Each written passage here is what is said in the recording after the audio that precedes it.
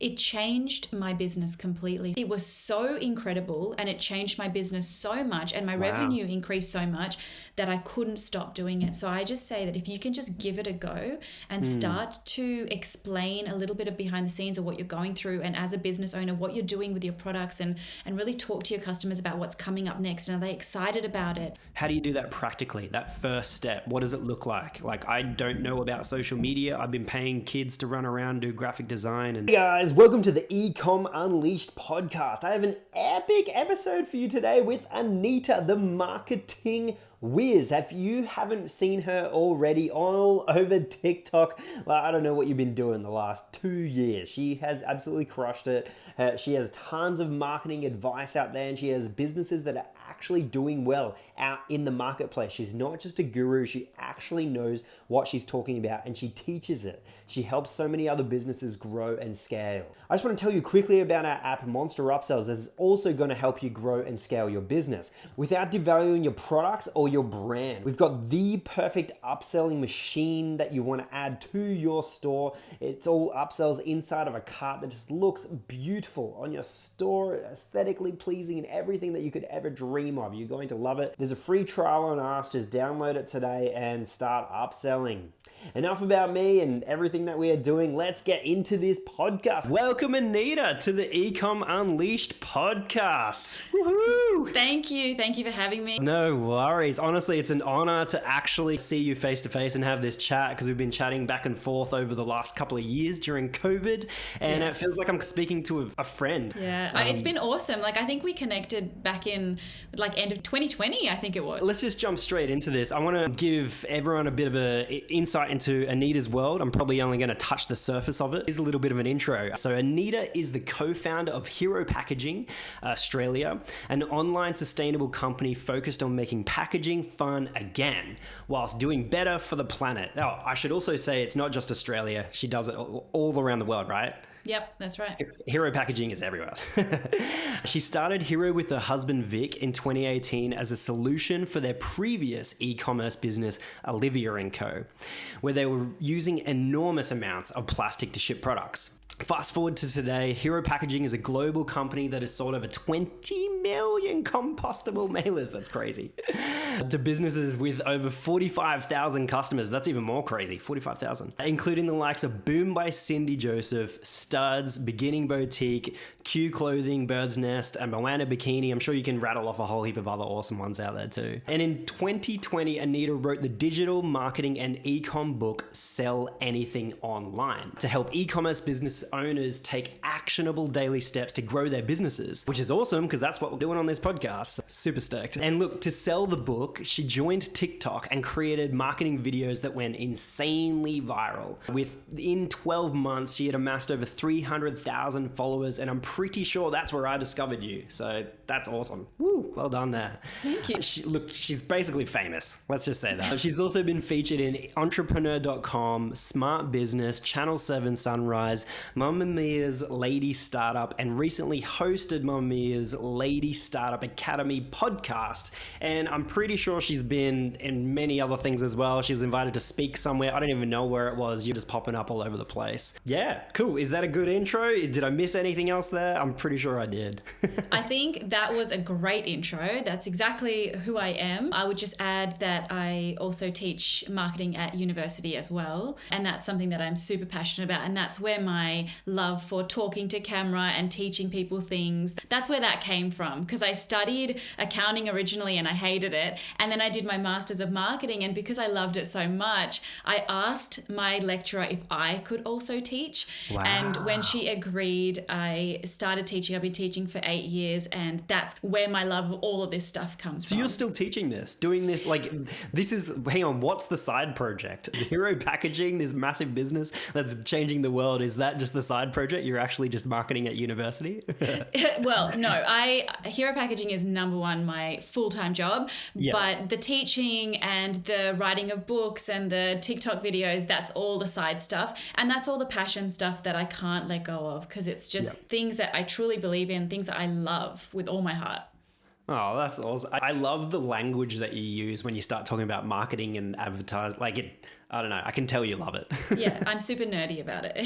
Super nerdy. She's a super nerd. I think that's on your Instagram. I'm a super nerd for marketing, something like that. Let's rewind a little bit. Who was Anaita in school? Were you the popular girl? Were you the nerdy computer whiz marketing person? Or were you quiet in the corner? Or were you really loud and you had 20 girls following you everywhere? No, I was not that. I was the girl who tried really hard to come first because my mum and dad, it was like, that was the only thing that they valued. So sport was not a thing for me because as like migrant parents, they didn't think that that was important. Music, even though my dad is a musician, he didn't think music was important for me because music doesn't pay the bills. So only thing that they knew to do was to push me towards academics. And so I tried really hard to do maths well, English well, and I like trained myself to speak well because I had an Indian accent. I really tried hard to impress them in school. And then 16 came along and I turned into a monster and I didn't listen to my parents at all. And I wasn't great. But what I did do was I still tried really hard in school. I just started dating and I started to divert my interests away. And at 18 at school, my mum, who's a doctor, one of her patients got a cadetship at a Big Four accounting firm. And so she told me to do the same thing. And so I did that and I got in. And that was the start of my career, which was in pure accounting. Quite boring. So would you say it's like your path was laid out for you in that, like that early stage? You went into accounting, not because you were passionate or loved accounting. You don't have the same kind of, I don't know, like passion behind the way you talk about accounting as you do in marketing. It was the path because it's all my parents knew and it's all I knew to secure a really financially free future. Yeah. But it was, of course, not something I was passionate about. I didn't even know what accounting was. But I did know that I didn't want to do that. I just knew I had to do it in order to do the thing that I wanted to do in the future, which also I didn't know what that was. Yeah. Yeah. So if anyone's listening, honestly, like entrepreneurship, business world, most of the stories all start out the same. Most of the time, people actually just don't know what they're doing. They don't know the right way forwards. Would you agree? This is the pathway that you went. You just one step after another, and then you found yourself in that new space, the entrepreneur space. Yeah, totally. And there's like a line, you know, where your parents stop influencing you as much. And that was in my mid-20s when I started to realize that, hey, maybe what they were saying wasn't what I really wanted to do. And maybe this is not the best path for me. And so I started to look around and do some research and look at other people who were actually happy in what they were doing start to take influence from that too. Yeah, I can actually relate to this because I was in a very similar boat. I wouldn't say I was very academic though. So I think you blew me out of the water with that. If I couldn't do music in school, I literally probably would have got kicked out of school. I just had the top of the marks for music. Yeah, 100%. So I did accounting in school and I'm pretty sure I got the bottom mark as far as possible down as you can get. I did that. The funny thing is I actually do a lot of accounting, having a business and everything like that. Once it becomes practical, it makes complete sense. I started learning things. I want to learn accounting because it makes me money. Yeah, absolutely. Keeps money in my pocket. But yeah, I went on a similar journey. I went into teaching because my mum was a teacher and it was the only way to make money, because get a degree or something like that. I randomly went into marketing at uni, but here's where we diverge, is I got like a vendetta. Like I hated marketing at university because I can remember the day I asked my teacher if he had ever worked in the industry, Has he had a business? Has he worked for an agency or anything? And he said, no, I've gone straight from uni into teaching. And I was like, I'm done. I'm out of uni. I'm going to go start a business and try something myself and learn marketing my own way. And I was a really bad student. I can't write an essay to this day. I can talk to a camera, but I just struggle to like put things together. So you're similar worlds, but you're teaching marketing at uni. That's awesome. Yeah, everything changes, doesn't it? You're just changing all the time. What you wanted even a year ago is not going to be the same as what you want next year. Totally. Yeah. Oh, that's awesome. Okay. So you're still teaching marketing. You went to uni. Accounting. Talk to me about that. You were doing accounting. You were working for a bigger firm and rising the ranks there. What was the go? And then what was the transition to, hey, I'm going to start a business with your partner straight away?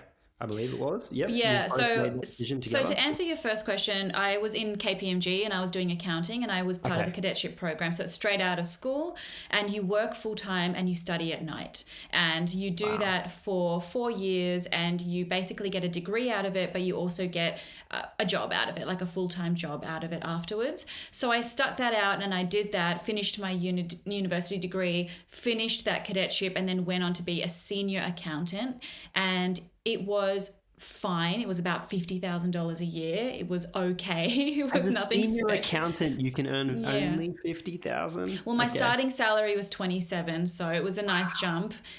But, you know, I did that and there was nothing against senior accountant, like whatever. No, not at all. I need a good accountant. I love my accountant to bits, but I mean, yeah. Yeah. This wasn't normal accounting though. This was audit, which is you go into a company and you have to specifically look at all of their accounts and then go, have they been accurate? So it's not really fun to do. Okay. All right, And so I was doing that and I genuinely hated my job and I don't think I was really good at it. And one day one of my managers had asked me to put a file on his desk and I put the file on his desk, but it was the wrong file.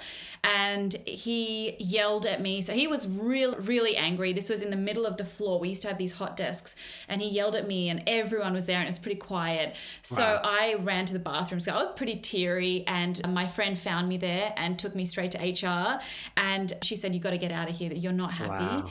And so I applied for a random job, which was in media, and I got it, took a $20,000 pay cut, and I left KPMG and I started in this media world, which was basically buying media for my client, which was Commonwealth Bank at the time. Wow. Yeah. And then, you know, from there, I also didn't like it. Even though the job was good, the people were good, we had lots of perks, didn't like it and couldn't figure that out. So then I quit that job and I did a marketing job, which I thought, okay, this is great, while I was doing my Masters of Marketing.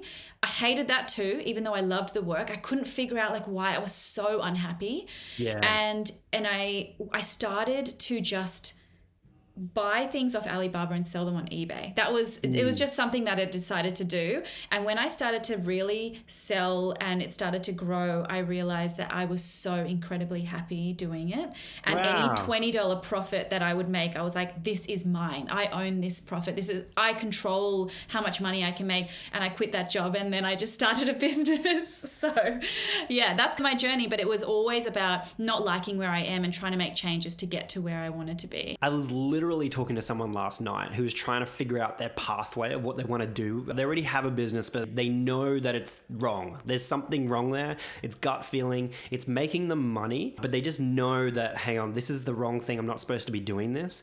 And she was like, oh, how do I do it? I'm just so scared. I know I should be doing this. She actually told me what she should be doing. She was saying, I need to get rid of this scared thing about me moving to the next part of my life. I basically said to her, I was like, well, you don't really have to get rid of that scaredness because it actually doesn't go away. What you need to do is have enough courage to do it despite being scared. And listening to your story just then, you have chopped, changed, moved on, backed yourself so many different times. Can you speak to that at all? All I would say to her is that if she doesn't do it, then she's going to be exactly where she is right now. But if she does do it, she could be where she wants to be. And if it doesn't work, she's just going to go back to where she is right now. So I don't see the problem in just giving it a go. And I think if you're unhappy, life is so short, you're going to die like within 80 years. Like you've got, not very long to go. You've got to do the things that make you happy. And that means taking risks, even when you think that you're not good enough.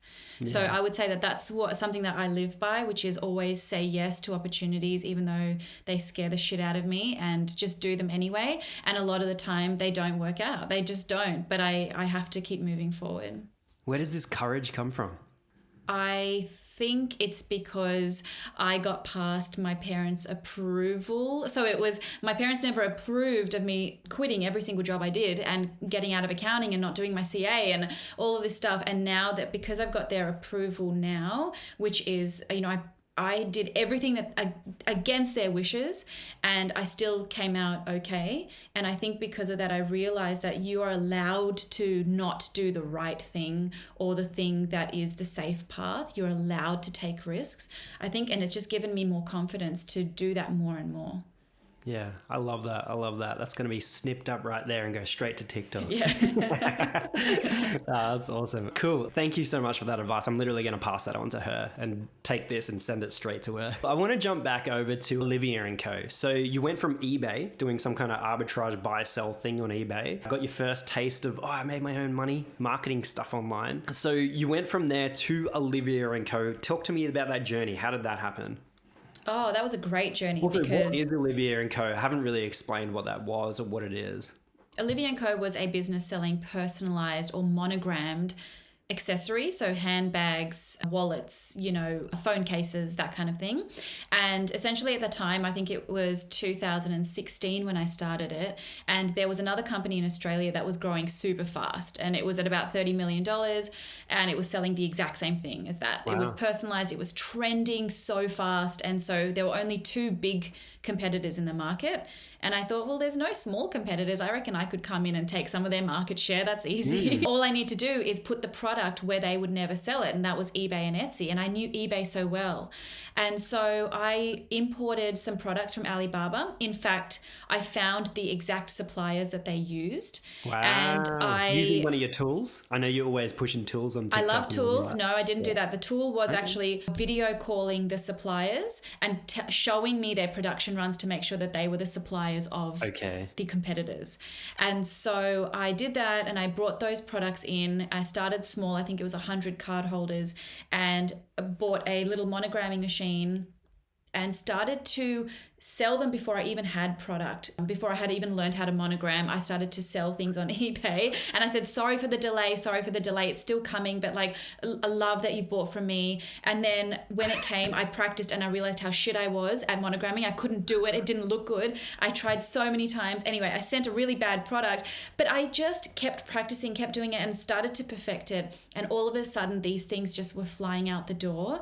Yeah. And so I ordered more product and I sold it. And then I tested more product and I sold it, and the business just organically grew because eBay at the time had 8 million active users and people were searching for these trending products, and I was the one who was catering that. So it was pretty awesome.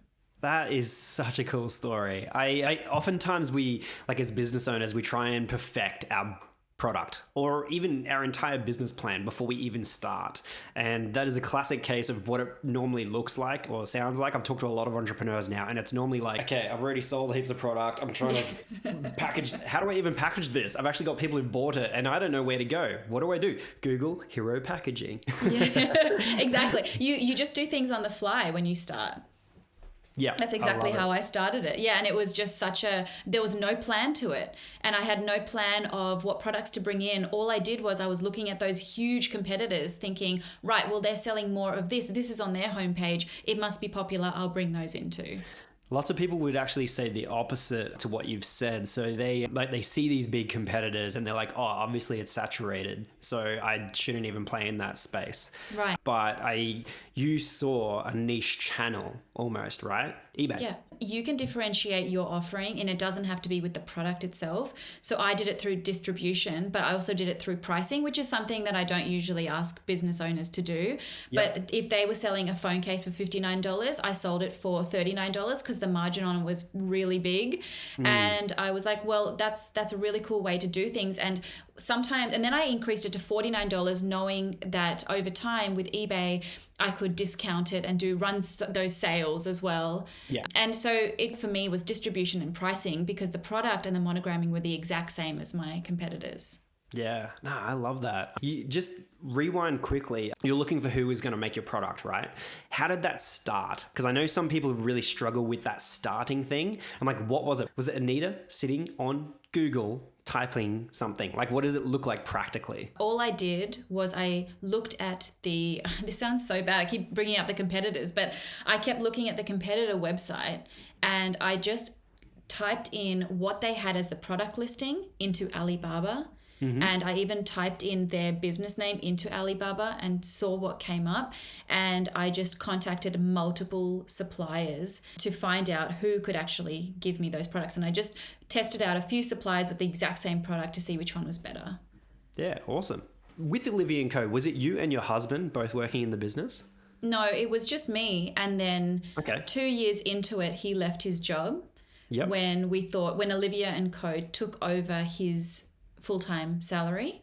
I said, I can bring you into the business and then we can just work together. But at that time as well, we just started Hero Packaging. We didn't even have the first lot of products yet, but we had just started the business. Okay. All right. And what made you go into Hero Packaging? Was it like, you were looking for another opportunity, or was it like a passion thing that you were going after? Or was it just like something you stumbled into? You saw this big problem and you're like, I'm going to solve this problem because there's no answer right now. Literally all of the above. Okay, right. But I think that as business owners, and you would know this too, it's like you feel like you have 19 ideas before you eat breakfast every morning. Like you're just constantly thinking of business ideas. And all the time people are like, yeah, that sounds good. And even Vic, who's my partner, he was like, that sounds great. That sounds great. All of a sudden I came home and I said, we're sending out too many plastic mailers. We need to have a solution, but I don't want boxes. I reckon I could come up with something else. And he was like, that is such a good idea. Like I could tell he was really excited about it. And when he shows me that amount of excitement, I'm like, great, I'm onto it. And so that's when it's like, I could tell he thought it was such a good idea. And I knew that I thought it was a great idea. So I just started the research then and there. It's so important to capture that essence of, okay, when you speak about your idea to someone else and when their eyes light up. I've got a business partner and him and we're constantly coming up with ideas, but we go through this filter of, if it's not like a hell yeah, this is freaking epic, it's a no, we don't do it. We don't even try. It's so important to build in filters. Certain people that I talk to, and if they light up when I talk about the idea, that's when I'm like, bingo, I got to jump on that. Totally. That hell yeah filter is great. And for me, the problem is that I will think of business ideas and start researching and start getting samples, even if other people don't think it's a good idea. So it's really nice to have Vic as a sounding board to be like, yes or no. And when he says yes, I know it's a good idea. Yeah, that's awesome. I love that. You guys must work really well together. Yeah, because he's practical and he's risk averse, and I'm like very risky.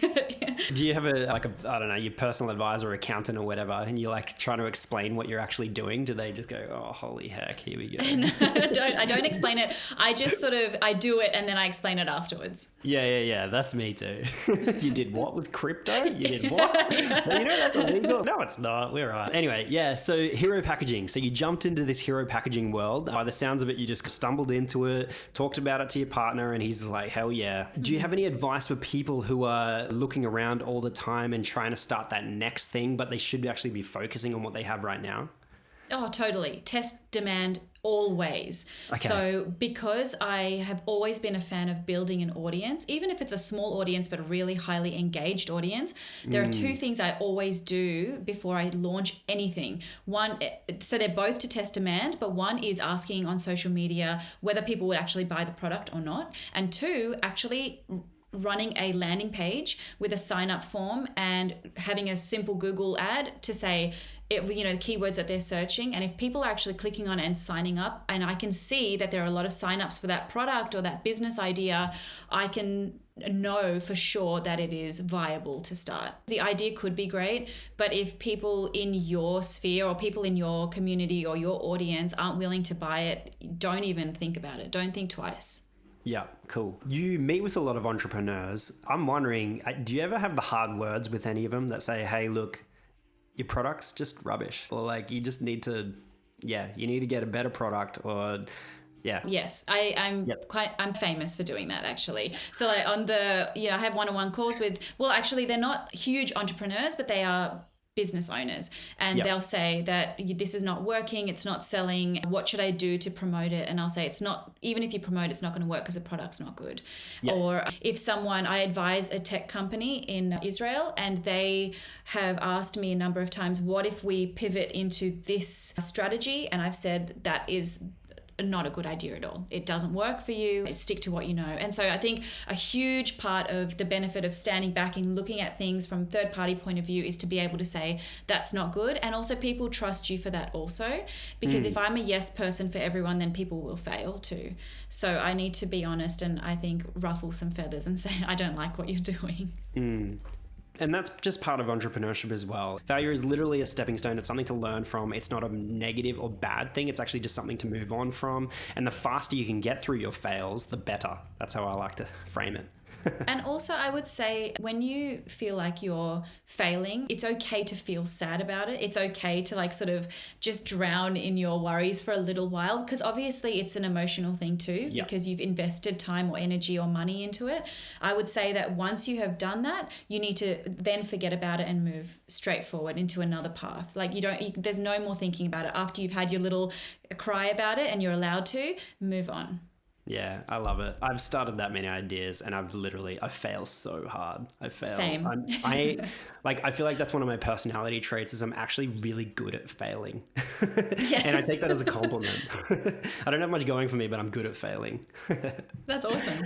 Oh, thanks. I don't have much to boast about. I want to be a little bit nosy here. You're an interesting person to get on because you're actually somewhat of a specialist. We were talking about this before the podcast. You can help teach marketing and you do one-on-one calls to help people with their businesses, and you do all your TikTok, but then you also have a business. You're not just a guru out there. You actually have businesses that turn over money and do really well. And one of the unique aspects of your business is that you're packaging, which means you actually get to, I'm guessing you get to see what is working out in the world when it comes to what's selling and what's not selling, because some businesses are ordering a ridiculous amount of packaging and some are ordering next to no packaging. Is there any trends that have been happening in 2022?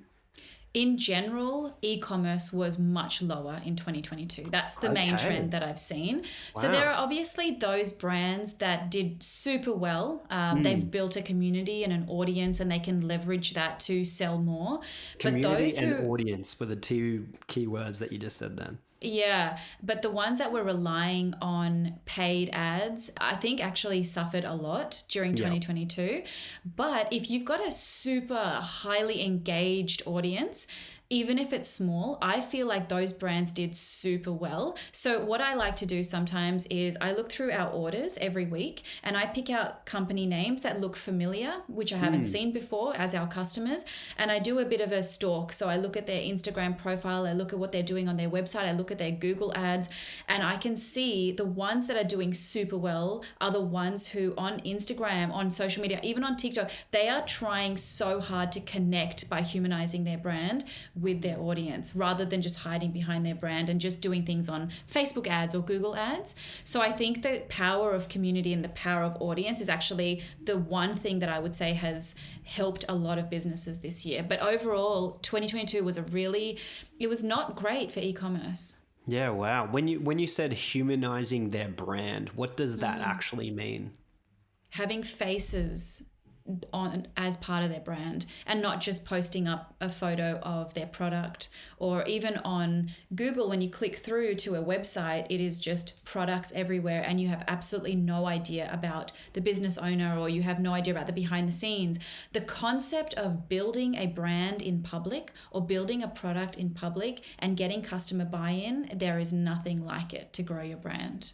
Yeah, I would totally agree. So I've talked about this a few times on podcasts. So the company I worked with before what I do now, so software and stuff, it was an e-commerce business. We turned over, when I left, I can't say exact figures, we were turning over 10 million plus, way more plus. And but one of the reasons why we got to those kind of figures was when I randomly found this kind of little niche trend thing when it was all about building communities and putting face to brands and things like this. This is like faces to a brand. This is maybe 4 or 5 years ago. And I talked to the team and I'm like, guys, I think I'm onto something here. What we need to do is build a community, when no one was talking about communities. And they're like, what does that look like? And I'm like, I don't know, maybe it's just a Facebook group. And then we started a Facebook group around the product, but around the idea of wellness, okay? So the idea of like just living your best life, okay? And so we started building this community, and that community went viral, went like absolutely crazy. And that's when we started scaling from about $100,000 a month, which was just through like direct response marketing, paid ads, what you said. So we were doing well there, but the actual business exploded the second we put community behind it. It was like this massive, fire that we could put under the business. And the other cool thing about that was that when you start building a community, lifetime value starts growing in your business. Would you agree? Lifetime value? Totally. Yeah. I think it's because your lifetime value is really made up of two things. One is the amount that people spend with your store, but also the loyalty of those customers as well. And so you're talking more about like the loyalty of them and how many times they come back and how often they come back.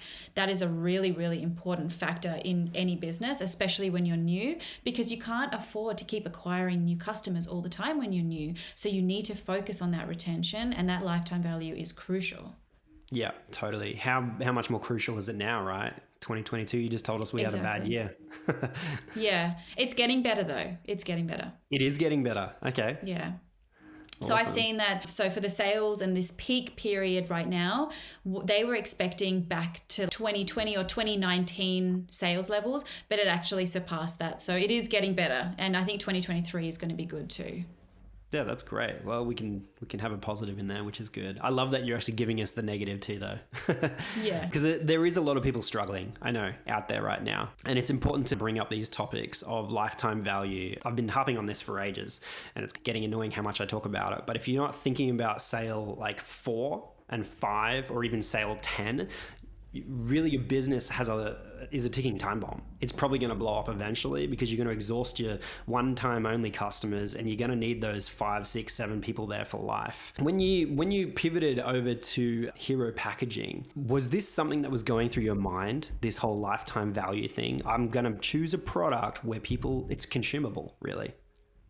It was not. But what I was going through my mind was creating a lifelong brand that had some form of cult-like following. This is something that I wanted. And when I talk about cult-like following, I think about a really amazing audience. And so in order to get that, you need to be an amazing brand with some kind of FOMO effect. So I wanted people to think of my packaging business, which is usually such a boring category, to be really sexy and fun. And they just don't want to miss out on buying from us. And that's the only thing that was going on in my head, because I needed to take something that was super boring and usually is just such an afterthought when it comes to e-commerce, and take it and make it something that people want to build their business around and be excited to buy from Hero Packaging. And when I started, that was my main focus. Yeah, awesome.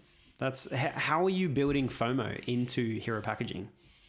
By exactly what we were talking about, humanizing it from the get-go. So I built Hero Packaging in public. I would tell people the struggles on social media. I would take to stories and talk about how we got this product in and it wasn't what we wanted. We've got to retest it or resample it. You've already made pre-orders and I'm sorry for the delay, but please stick with us because we're going to get better products in for you.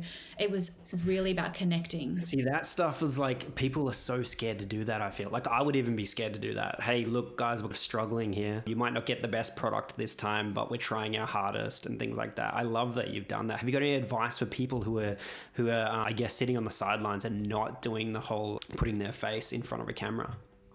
It changed my business completely. So Hero Packaging, we started with that, but with Olivia Co, I hid behind products for such a long time. For a good year, I didn't show my face at all. When I decided to do it, it was so incredible and it changed my business so much and my revenue increased so much that I couldn't stop doing it. So I just say that if you can just give it a go and start to explain a little bit of behind the scenes of what you're going through, and as a business owner, what you're doing with your products, and really talk to your customers about what's coming up next and are they excited about it, they're going to see a huge change in their business. But they need to take that first step. How do you do that practically? That first step, what does it look like? Like, I don't know about social media. I've been paying kids to run around, do graphic design, and I'm buying products from overseas. What camera do I use? What do I do? Yeah. You get your phone camera and you say, hey guys, my name is X, Y, and Z, and I'm the owner of X, Y, and Z. And I just want to tell you a little bit about how I started this business. That's the first thing that you say. And then you're going to take that in your stories and you're going to post that to your stories, and then you're going to save that and you're going to put it as a reel, and then you're going to put that on TikTok. And that's the first thing you're going to do. You're going to take the transcript of that and write an email to your database to say, hey, this is who I am, and I'm going to share a little bit more about my journey as this business owner and why I started. And that is the first thing that you can do. And then you'll get so much of a response from that, and you'll get so many questions from that you'll know what the next piece of content is going to be. I love that. I love that so much. Just interacting as well. Is that another tip that you would say? Ask questions to your audience and get them writing into you so it actually gives you more content and things like that. If you ask questions on Instagram or on TikTok and you get responses, your engagement goes up. If you ask questions on your email and you get responses to your email, that means your open rate goes up, and also your next email doesn't go into spam and it goes into inboxes. So there is no downside of asking questions wherever you are. Yeah, I love that so much. Yeah, awesome. Look, one step I just try and, some advice I just throw out there straight away is actually just stalk Anaita and her businesses. See how she's doing it right now, because she's obviously laying it out there. Just copy what she's doing. There's tons of other businesses out there. Another one that's pretty cool, I don't know if you know it, Claire from Bon Maxi. She's a legend. She's used one of our products forever. And yeah, she's really good at it as well. She puts her face to the camera and gets out there and has a bit of fun with it. And I just love that. I'm sure it sells more. Yeah, because a lot of the time people are scared for two reasons. One is that they're quite shy, and that's so normal. And the second thing is they think it doesn't match the aesthetics of their brand. You know, their brand might be really luxe and they really want to put forward a really luxe product. Yeah. No one cares enough. People aren't looking at you going, oh, she showed her face, her product is not luxe anymore. This is, people's perception of things is so off. I'm telling you right now, it doesn't matter what you sell. If you show your face and talk about your journey, you're going to sell more products. I'm sure that's going to help some businesses right now actually grow in 2023. Look, I want to jump over into the sustainability space as well. I think it would be a disservice for me not to talk about that. So Hero Packaging, what is the problem that you are solving with Hero Packaging products right now? And why is it important to actually be tackling this? Because up until we started, all e-commerce businesses, especially the smaller ones, would package up their orders and then take them to an AUS Post, get those single-use plastic mailers, the really ugly yellow and red ones, and then post it off. And the problem with that is that as soon as that is opened up, it's just chucked in the bin and that goes straight into landfill. And so there is a problem there with that disposal, and businesses are actually putting that burden on the consumer to get rid of that. And that feeling of guilt as a consumer to open that up and then just put it in the bin is actually pretty bad. And so packaging in general needs to change. And so that's what we're tackling here, which is the single-use plastic problem. And it is giving people another option so that they don't have to put it in their bin. They can just chop it up right up and then put it into their home compost bin, and know that for that particular package that landed on their doorstep, there's no guilt associated with that. I love that. Guilt. Removing guilt. It's a word that we like to, it's a no word in the e-commerce like branding world. Let's try and hide this, but that's really what you're actually doing, is removing this guilt from people's, that's so interesting. I love that. Yeah, awesome. And guilt is a huge one too, because as businesses, what we do is we buy packaging and we don't really think about it, right? What we want to do is we want to make money, we want to build this community, we're doing all this stuff, quickly put it in an AUS Post mailer and just ship it to the customer and, get it there quickly. What they're forgetting is that when they do the unboxing experience, that is equally as important as what they receive. So that to us is an important thing that we wanted to tackle. Yeah, awesome. Let's talk about Australia Post. How's that going? I saw you throwing something out there the other day. You're fighting them on something? I feel like I'm being a bit controversial about it. The issue here is that Australia Post charges less for using their single-use plastic mailer than if you bring your own sustainable, whether that's a paper mailer or our compostable mailers. They will charge you, even if it's the same size and weight, they will charge you more to ship this than they will to ship a plastic mailer. And so that was our massive issue. And when I put that all over social media, their social media coordinator responded by saying, we have decided that recyclable plastic is better than compostable, but now that Red Cycle has collapsed, I don't know if you heard about this, but Red Cycle in Australia has collapsed, which means that you cannot now recycle soft plastics in Australia. And so now, I don't know what AUS Post is going to do, but we're trying to fight them on it because it's just not fair to charge more for BYO packages rather than, plastic. 100% agree. Can we go somewhere and fight with you or something? Well, I did a petition last year and it was 30,000 signatures. We took it to AUS Post and they didn't do anything. There's nothing more I can do. I mean, we talk about it on socials. I'm like pushing customers to talk to them about it, but they're our national postal service. It's very hard to fight them. I don't want to cut off our entire international audience, but I hear you. Australia sucks when it comes to shipping. I've worked with American companies and Australian companies in e-commerce. American companies struggle to actually come to Australia because of how hard it is. Like they have to change their entire business plan to actually work in Australia, which is actually a good thing. If you're building an Australian business, you've got an advantage over here. So anyway, there's just a positive spin on it. But yeah, we haven't got the big American companies jumping in. Competing, not yet. Yeah. Not yet. They're on their way, that's for sure. And it's important to build a community, right? Yeah, Cult-like really following is. to combat that. Cool. So product development, we touched on it a little bit before. The reason why I want to talk about this again is just, I remember a TikTok that you posted a while ago that was all about you absolutely getting ripped off and someone stealing money from you. And I'm sure it still hurts when I talk about it right now. Yeah. Can you talk a little bit about that and how, give some advice to people who might be about to go through this process of buying product from overseas in China and bringing it over, and what you would do differently if you're in that situation again? There is always a huge risk when it comes to importing products. This situation in particular, though, wasn't from China. It was actually from Malaysia. It can happen. Malaysia, sorry. Yeah, from anywhere. And also there was a representative from the UK who worked there too. So it's really, it could be from any company. What we wanted to do is, there was a product that we thought was so innovative and we were so excited to work with them to bring it to Australia, the first people to bring it to Australia. And so we got overexcited. They showed us the product. We had a Zoom call. We had multiple Zoom calls. They showed it. They sent us samples as well from other businesses. And then we thought, right, well, those businesses trust them. They've shown us, they seem like really great people. Let's just place the deposit down. We didn't have any terms with these deposits. Usually we negotiate, but we were so excited. We just put down a deposit of 30,000 and we were like, let's go. And so put down the deposit. Every few months we're like, how's it going? How's it going? Until they just completely blocked us on every communication channel. We couldn't contact them. We tried multiple different phone numbers. We tried to Skype them from different accounts. Nothing was working. And finally got through to someone who said, oh yes, sorry, we will refund you. Sorry, there's been a delay. And then he blocked us also. So it was just a horrible, horrible thing. And we never got our money back. We took it to the Hong Kong police because that's where they had their headquarters, and they couldn't do anything either. Sneaky buggers. Same situation happened again, what would you do? You know what I would do, and I will be doing this, is those samples that I received that they have done for other businesses, I would have just called those businesses. I would have said, I would have done my entire due diligence around this new supplier.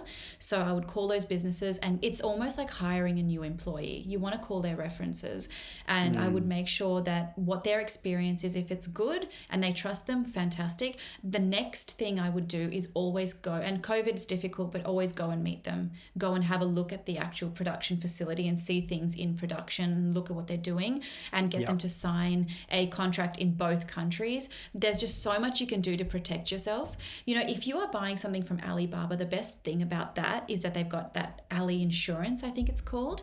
And so if you receive a product and it's not what you wanted, within 30 days, that Ali assurance will actually give you your money back. And so I think that's a fantastic thing. When you're just contacting suppliers straight up and there's nothing else around, you've got to protect yourself with as many contracts as possible, but also do your due diligence and call the other brands that they've worked with. Yeah, cool. And if possible, go over and visit it, hey? Totally. How much, are you able to tell me how much you lost?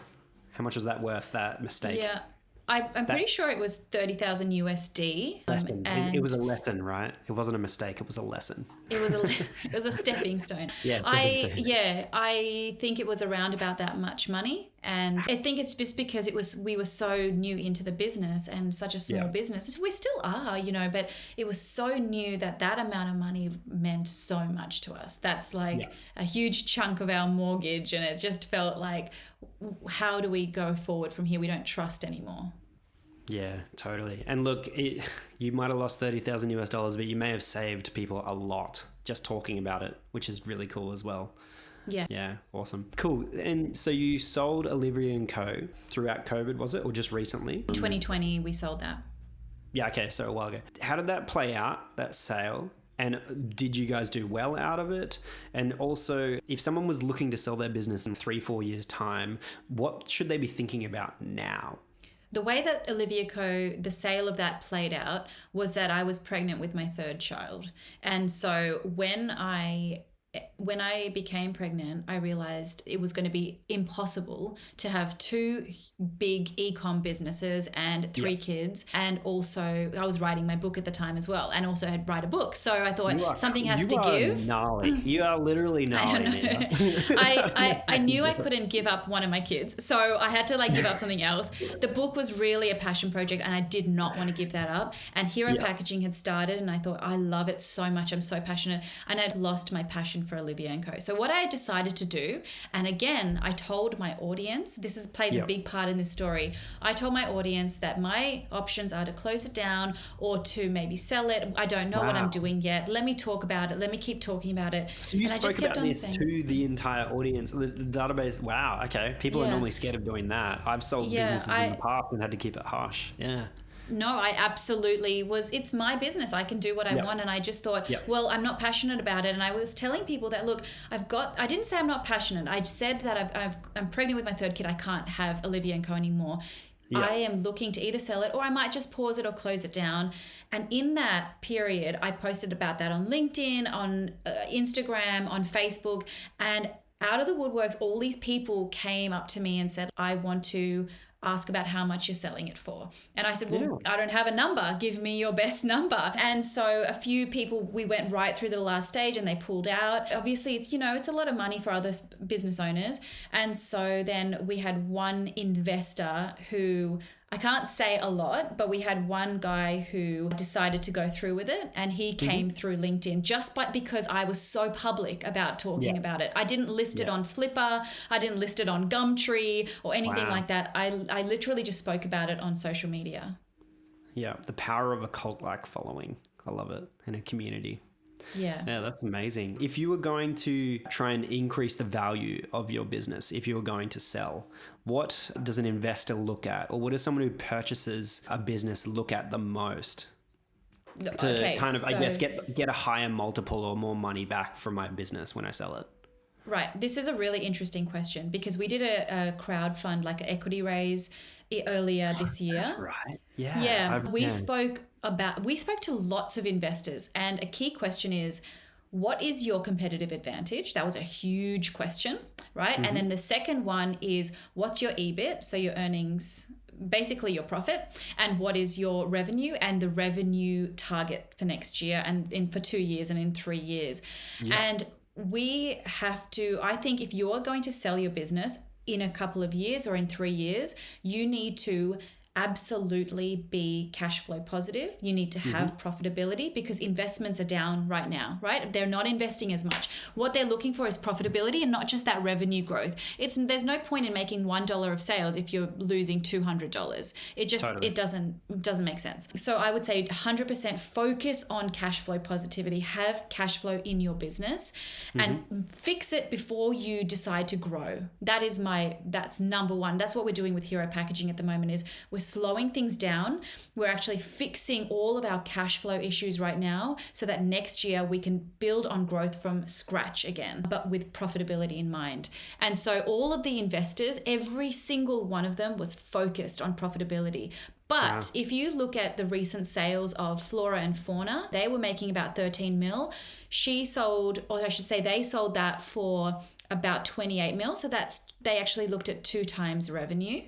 And then if you look at Lovely, Lovely Flowers. So no, I know Flora and Fauna, but I don't know Lovely. Sorry. So Lovely is an online flower and other gifting service online. It's Australia's biggest one. And they were making about 14 million, sold for 35 million. So again, it was based on about 2 times revenue. And so, I think investors are looking for both. They're looking for revenue and they're looking for profitability. All they want is to make money. And so how can they do that? It's through the numbers alone. But the one thing that I would do is build up your assets. So always have as many email subscribers as possible, have as many followers as possible, have as much loyalty as possible. You can take those numbers because they are very valuable in the future. Yeah, so focus on your email asset 100% and focus on your loyal following community and focus on your profit, really. Make your profit business profitable. Yeah, of course. Profit is, and just making sure that you can fund yourself. You spoke about what you're doing with Hero. Are these like, I guess, KPIs or certain things that you're going to do for the next year, 2023? You're focused on profitability, on making those dollars and cash flow. Yeah, correct. I think the last 12 to 18 months, I was so focused on customer acquisition. So out of the 45,000, half of that were acquired in the last 12 months, out of 4 years. And so we were so focused on that a lot of money went into that, because to get new customers, it costs so much via Facebook ads, via Google Shopping. There's so much going on and it's great. But then when you look at your CPAs and you're looking at things like $40 or $50 and they're not even spending that much in your store, it's just, it hurts you so much. And so now what we want to focus on is taking everything away and building what we know to be profitable in the right way and cutting out all of those little expenses. It could be those apps that suddenly you start to accumulate. You've got about 100 of them going through. We're looking at every single nitty-gritty part of the business and making it cash flow positive. Yeah. So just stripping the fat, getting rid of all the crap that's in the business. And it builds up over time. Yep, totally. How, to give people an idea as to how much what kind of numbers you're doing at the moment, how much would you guys be spending on ads over, the last year that we just went through? How much on average per month? I think for ads, look, right now we've toned it right down because we're focusing on organic content. So it won't be a good indication, but I would say that when we were at our peak, it's probably around about 90 to 100K a month on ads. Yeah. No, that's solid. And that's a lot of money for a small business. Yeah. It's solid. You're playing the numbers game at that level. You're like, I need dollars in, dollars out. I need to know what that return on ad spend is 100%. Yeah. And I think, when at the beginning of this podcast, you said, I see you everywhere. And a lot of the time that sort of stuff is really intentional. I pay to be seen everywhere. I pay that if you come to my website, you'll see me all over social media because I'm retargeting you. Or if, I pay that if you're searching for anything to do with packaging or business on Google, you'll see my face because I pay for that.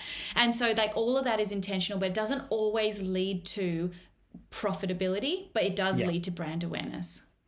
What tools are you using to figure out profitability?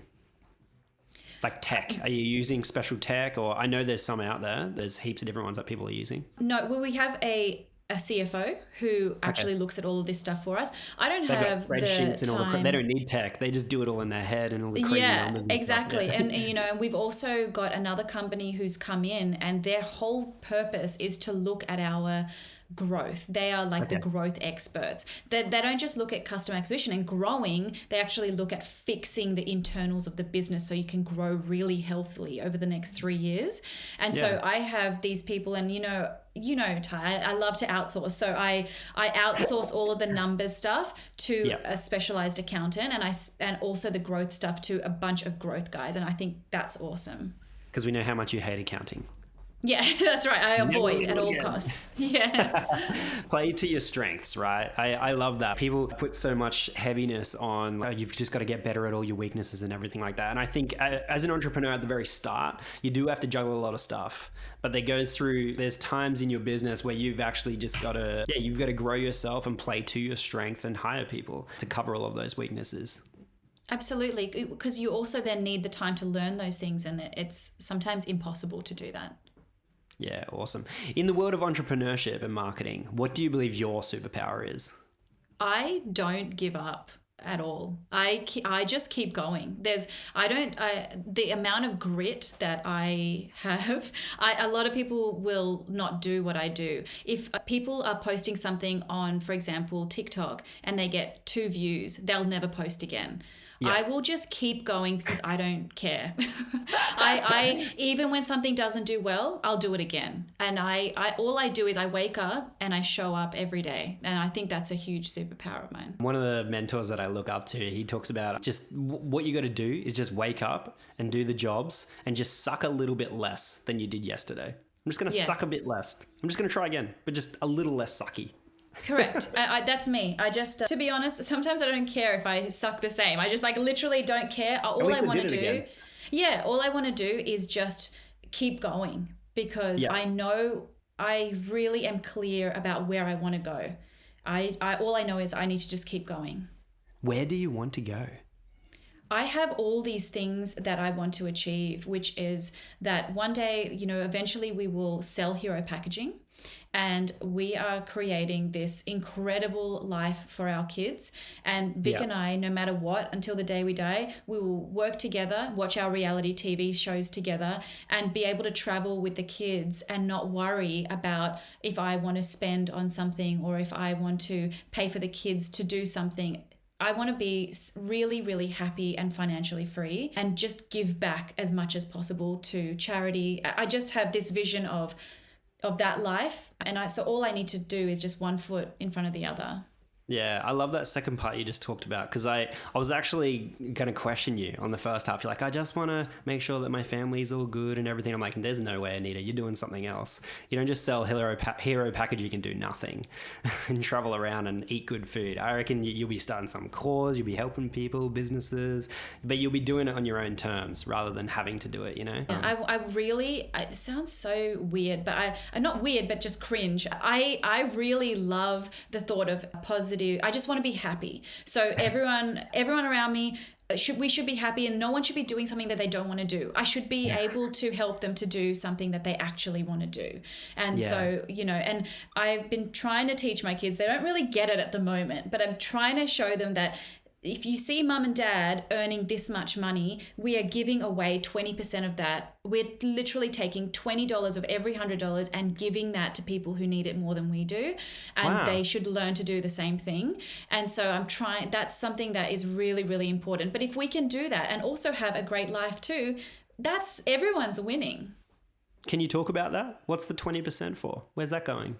So with Hero Packaging, we are trying to save the planet by tackling climate change, but then we're taking 20% of all profits and donating that to charity. And so that's a huge thing for us. So we do that in multiple different ways. We donate products, we donate money, we have limited edition drops that we do, and we ask that collaborator what charity that they want to donate to, and we take proceeds and donate to that charity too.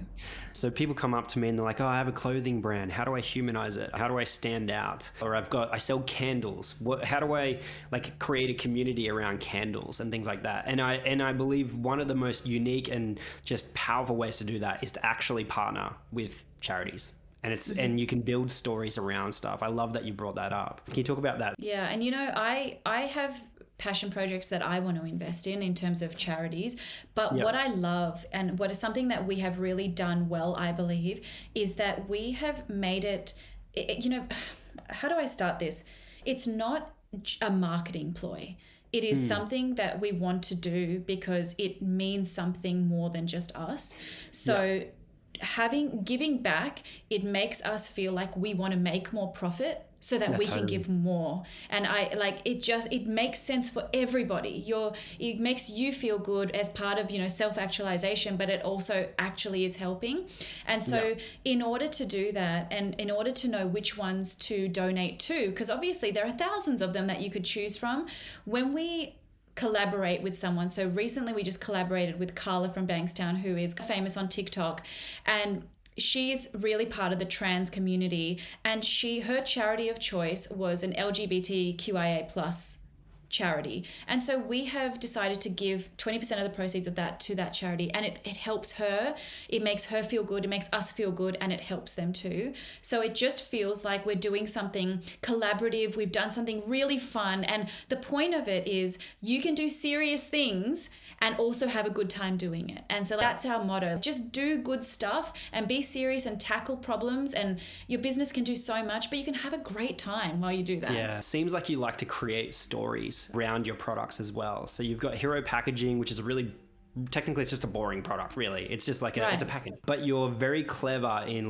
doing what you just said. So bringing in a charity and things like that, and then running offers, special offers every now and then, spicing up your products and things like that. But always staying engaged with your customer. And what I'm assuming that's doing is it's allowing you to have ways to talk to your customers. So it's creating opportunities for content, really.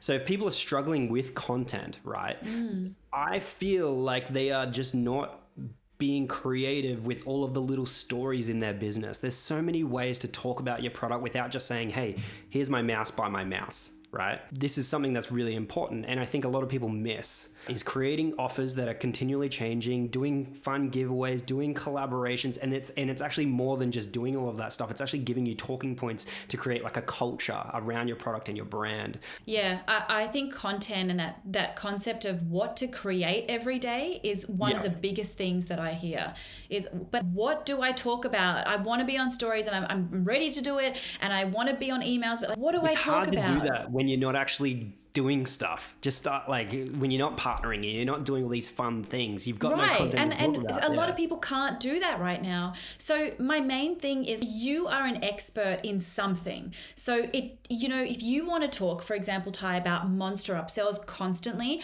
people will listen for about 2 minutes and then switch off because you're talking about the product all the time. But you as a person, you are genuinely interested in e-commerce. You are genuinely interested in software. You're interested in growing businesses and talking to business owners, and you love having conversations, and that is the content that you will talk about, because then naturally people will then go, he's an expert, I think whatever he creates is going to be great. Oh, he's got a product called MonsterUpsells, it's going to be fantastic. You don't even have to sell your product. You don't even have to mention it. Adding so much value out into the world, into your community, you don't have to actually sell your product. You just allude to it every now and then. Absolutely. And that's exactly how I sell my book, because, these books landed on my doorstep, as you know, and I absolutely had no idea how to sell them.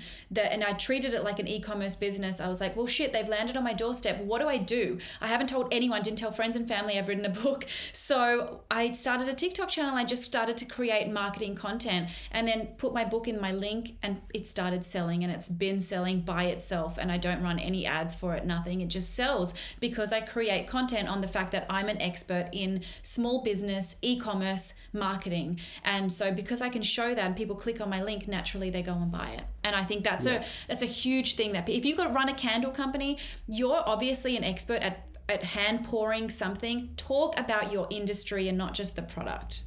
Yeah, I love it. I love it so much. We talked about TikTok there. I consider you an expert at TikTok. I don't know many TikTok experts out there, but you're definitely up the top there. You're in the 1% in my eyes.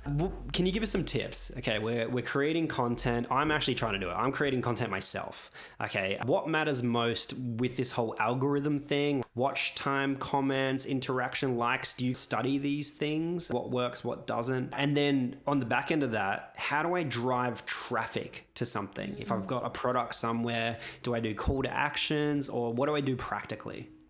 I was really into TikTok in that, I think 2021 was my TikTok year, in that I created 4 videos a day without fail. I would do it on Saturdays and Sundays. I would never stop doing it.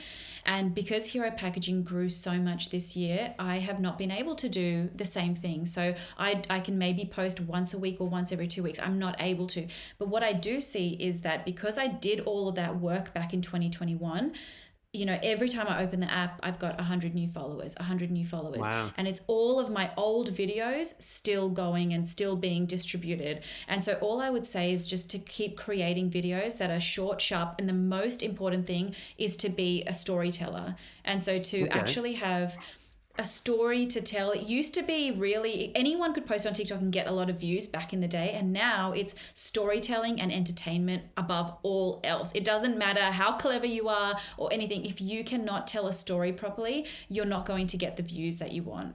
I think you've really got to engage people in that real first 3 seconds. That is it. Not even maybe the first 2 seconds. If you can capture people's attention for that amount of time, it'll start to show your videos to more and more people. Yeah, you definitely do create really good stories. I remember one that you turned Squid Games into like an e-commerce lesson, which was great. Yeah, I think that's what you can do with anything. If you news jacket, you look at like news, you look at a celebrity that's trending, and how can you, like for example, if you sell candles and Hailey Bieber is trending, your content there is, these are the candles that I think Hailey Bieber has in her bedroom, and like you would use that, her and her audience, and hashtag her and tag her to then get people to your site. Yeah, I love it. I've got some good tips there that I know that I'm going to use tomorrow. Or today. I've got to get 4 videos out today. Yeah, correct. Hectic. I've got to go to the gym as well later. Oh God, that sounds like a lot. Yeah, I don't know. One of the things I love about you is that you love helping others in business and aren't afraid to get your hands dirty, like talking one-on-one. We've already spoken about you aren't afraid to actually say your business isn't doing well. It sucks. Your business plan needs to change. You probably need to scrap this, start a new product. Yeah. But what you have got that people can take advantage of is you have a 1 hour one-on-one marketing call service, which is pretty awesome that you do that. I don't know if I should be advertising that because you might get inundated now, sorry. But I just love that so much. What are some of the common themes that come up during these one-on-one interviews? I'd love to know. Usually it is, how can I optimize my website to make more sales? I mean, that's a huge one because what am I doing wrong on my website? Because people are coming and they're just not converting. They just leave. The second thing is, should I invest? I've only got X amount of dollars. Should I go with Facebook ads or Google ads? And if I have no money for marketing, what do I focus on? Because I still want to get traffic and I still want to make sales, but I don't have any money for marketing. So I would say those are the three big things. Okay. And have you got any answers for any of them? Totally. I mean, these are episodes within themselves, but I think, website optimization, I think you had someone on who spoke really amazingly about website optimization, but it's really for small businesses. It's just functionality over aesthetics. Always, at any time. I don't like it when people are like, but this is not the same font that I want. I don't care. No one cares. Please have your trust badges, or like when you've got a bestseller, or if you've got a new, or if you've got, 5 sold in the last, whatever, have your trust badges and have things like cross sells. So, with MonsterUpsells, for example, if you just click add to cart and it pops out from the side and you've got the, you've secured free shipping or the little one tick thing. I just love all that sort of stuff, and it helps to just make people increase their average order value. So those are the little things that I would suggest with website optimization. If you are talking about Facebook ads versus Google ads, it really depends on, one, how much money you've got. But I would always, this is a personal thing, but I would always go with Google, only because you're getting qualified search intent traffic. And if you are a visual based company, great, Facebook ads might work for you. But for us specifically, people are looking for sustainable packaging, or people are looking for, compostable something. Google ads and Google shopping is hands down wins for us. Wow. Where can you learn about that? So me personally, I'm Facebook ads. I chose a lane, and this is just me. I'm like, that's my skill set, is Facebook ads, direct response marketing, copywriting. I wanted to learn and hone in on that skill set and help businesses grow in that space. I don't do it anymore, but that's literally, I decided no to Google. And it wasn't because I didn't think Google would work. It's like, I chose a lane. This is what I want to learn and be an expert in. But if you want to learn Google, where do you go? What do you do? You got to start by getting a Google Ads account and start creating an ad. What I have always say is, click on that plus sign and start from scratch and go, okay, they're asking me about what goals that I want. Do I want sales? Do I want traffic? Do I want leads? Do I want awareness? What do I choose? So when you get to that section, go straight to YouTube and say, what goal should I choose for Google Ads? Then watch that video and then go to the next step of Google Ads. And every time you're stuck and every time you hit something that you don't understand, go to YouTube and find the answer and come back and click the answer that you want. But you can learn it yourself. It looks overwhelming, but it's not. You can do it yourself. Yeah, I love it. You just got to back yourself. I think it's the thing is that people are so scared of it because there's so many things that could go wrong and they don't know. And there are words in there, they use jargon in there. But I think if you can just Google that word that you don't understand and you can YouTube that little section that you don't understand, you will be fine. You'll be able to make notes on it and then you'll be able to recreate that anytime that you want. Yeah. Do you find in these one-on-one sessions that you're actually talking about mindset things at all? Because what you're talking about right then is like, you're trying to give me the courage to go learn something. Does that make sense? Yeah. Do you ever talk about those kind of things? Like, you're backing people like, no, you've got a good product. You've just got to believe in yourself. No, I don't really do that.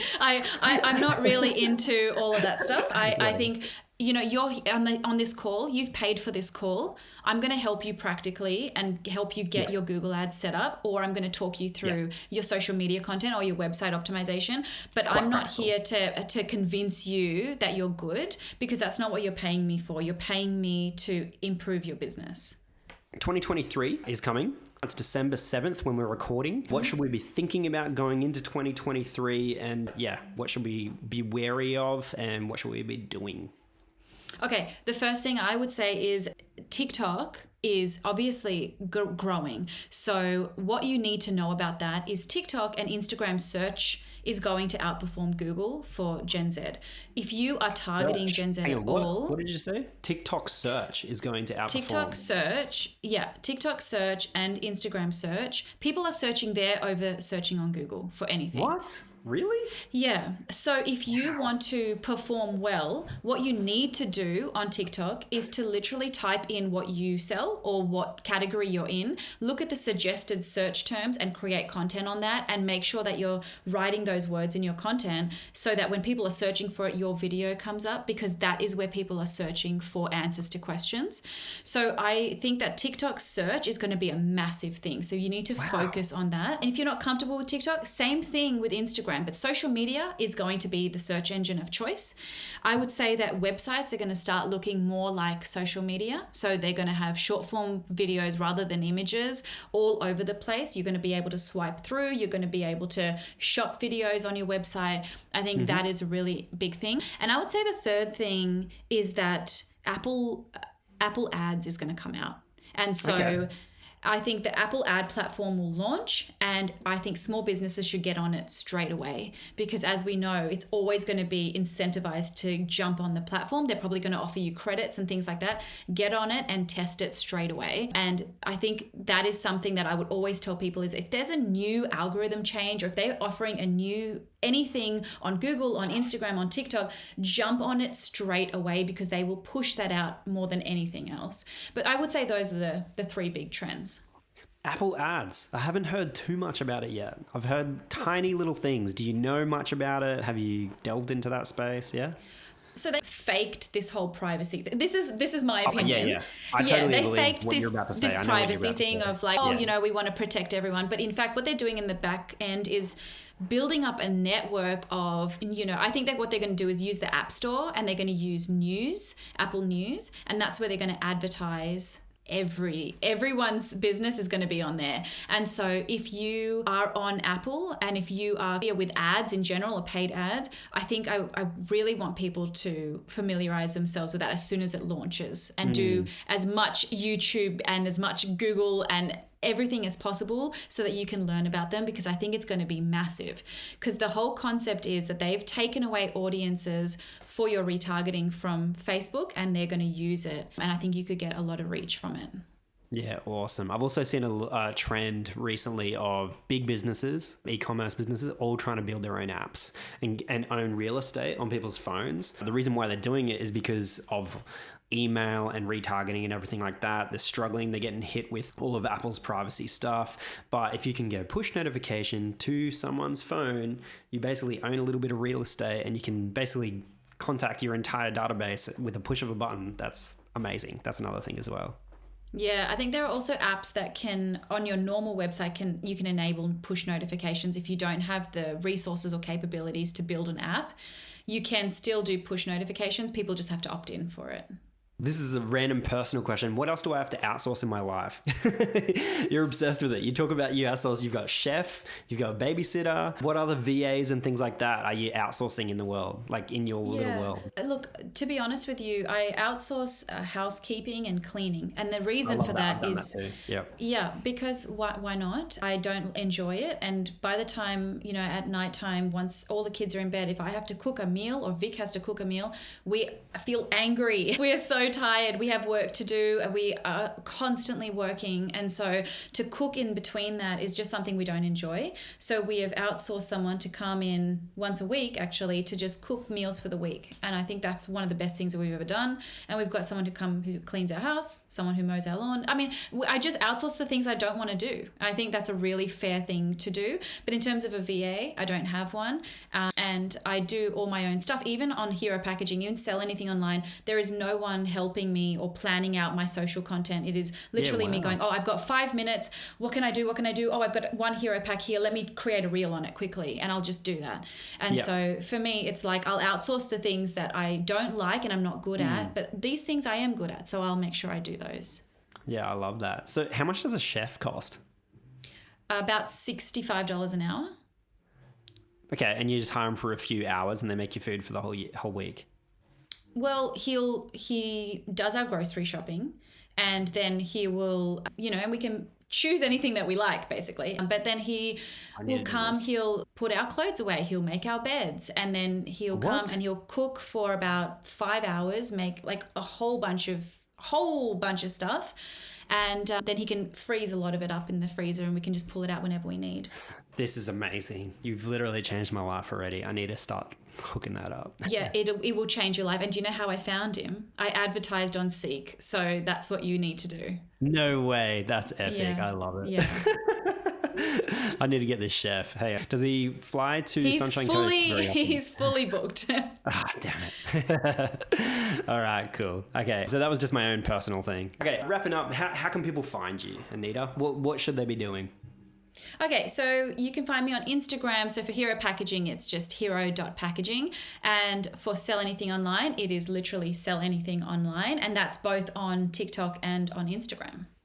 Yeah, awesome. If you haven't already seen Anaita on TikTok, you're probably not on TikTok. So that is where you need to start. You need to download the TikTok app because she is everywhere all over it. It's been a pleasure chatting to you, Anaita. And I've actually got personally a lot of stuff out of this that is going to help me in my own business life, which has been awesome. Thank you so much for feeding into my world. And I'm sure it's going to help a ton of e-commerce businesses as well. So awesome. Thank you so much.